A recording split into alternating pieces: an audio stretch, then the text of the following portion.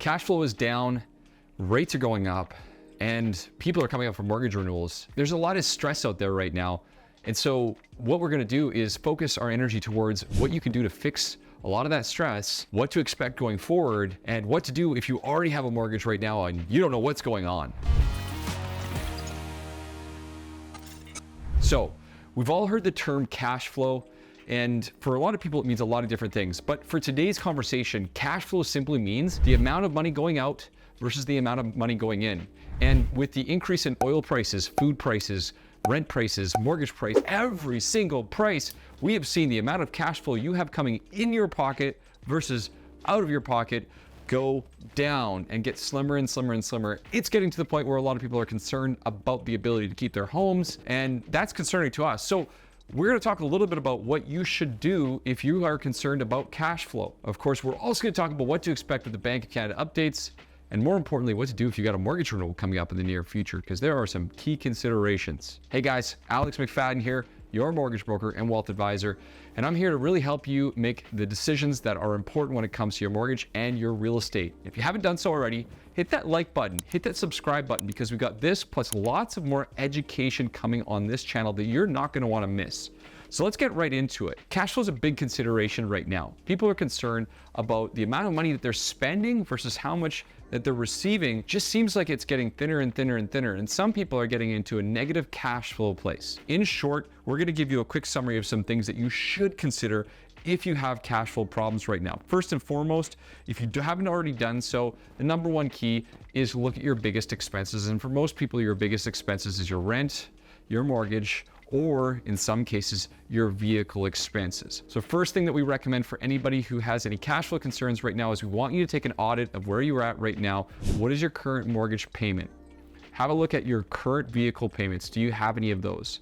Have a little look at your existing budget. Have a look at any of your other expenses that are on autopilot, any monthly subscriptions, not just Disney Plus, but some of the bigger ones that are getting you there. If there are a bunch of monthly considerations, you're probably paying for something that you don't even know about. So have a look at where you're at as far as those three factors.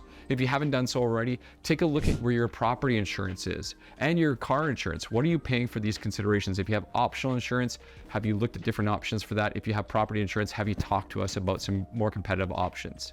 Essentially, if you have cash flow problems, there are solutions that are available to you, whether it be re-amortizing your loan, a second mortgage, a home equity line of credit, or so many different things. Just this month, we've been able to save our clients nearly $10,000 monthly combined by helping them restructure their existing mortgages alone. So the key here is if you have cash flow concerns, make sure to have a conversation with us and we'll show you the 10 different strategies, or watch the next video. Number two, what's going on? The Bank of Canada just stopped raising rates. And then we heard inflation was going up. If you saw my last video, there's a full breakdown on what happened with inflation.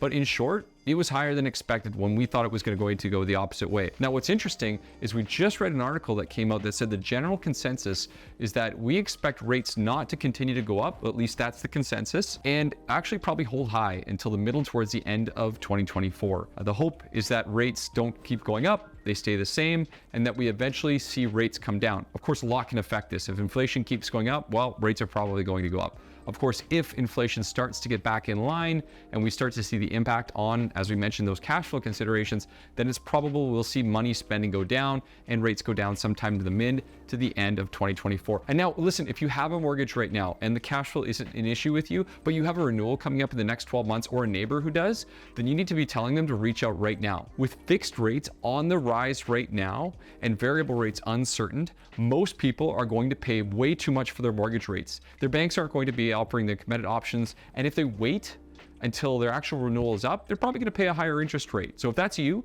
or someone you know, please introduce them so we can make sure to take care of their different mortgage options, and of course make sure that they get the best options or solutions available. You may or may not know this already, but typically your bank will not offer you the most competitive options up front, and this is the best time to consider selling, buying, refinancing, restructuring, or making any general changes as far as your real estate is concerned. If that's you, make sure to go ahead and hit those links below, reach out, and of course, if you're enjoying the videos, hit that like, hit that subscribe button, and we'll see you on the next video.